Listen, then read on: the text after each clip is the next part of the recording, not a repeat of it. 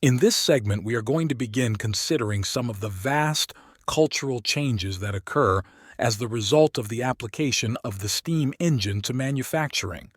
We have observed a fundamental shift from the feudal system, characterized by lords and peasants, to a new social order dominated by merchants. These merchants, emerging from urban centers, are referred to as the bourgeoisie. This term reflects their city-based origins. In French, the word for town is bourge, and that same word is used in English in titles, burgers, and place names, Pittsburgh. The invention of the steam engine made it possible for manufacturing to move from peasant cottages in the villages to factories in the cities. In the cottage industry, one person was required to use one tool to produce one item. In this new manufacturing system, a machine can operate many tools to produce many items, with only one person operating the machine. Because it is a machine, it can operate 24 hours a day.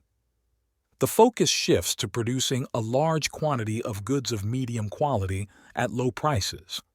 The factory system's emphasis on standardization, exemplified by standardized clothing sizes like small, medium, large, and extra large, highlights the change towards mass production. The availability of labor and the low wages paid to workers contribute to the reduced cost of these goods. Another significant result of this movement was that the location of factories in cities caused the massive increase in size of the cities, urbanization.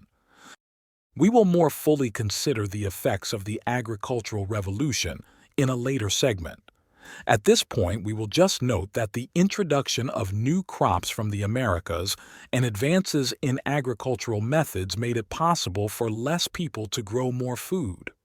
One consequence of this was the development of what I will call a surplus population. Whereas before, the efforts of everyone were needed for subsistence, now there are more people and less essential tasks for them to do. These individuals, migrating from villages and fiefdoms, sought employment in urban factories. However, upon entering the factory environment, they possess nothing but their labor. Unlike peasants who owned their tools, the means of production, these workers, or what we will call the proletariat, a newly emerged class, have no such ownership. In the context of industrial capitalism, the bourgeoisie owns the factories, thereby controlling the means of production. This ownership allows them to acquire the surplus generated from production. In contrast, the proletariat, owning only their labor, receives merely a subsistence wage. This wage is barely sufficient for survival, ensuring that if a worker does not work, they do not earn even the basic necessities of life. The stark reality of this system is its inherently exploitative nature. The process of proletarianization involves a shift in the ownership of the means of production to the bourgeoisie, who then reap the benefits of surplus production. Concurrently, the proletariat, primarily originating from rural areas, are left with only their labor to offer, receiving a mere subsistence wage in return.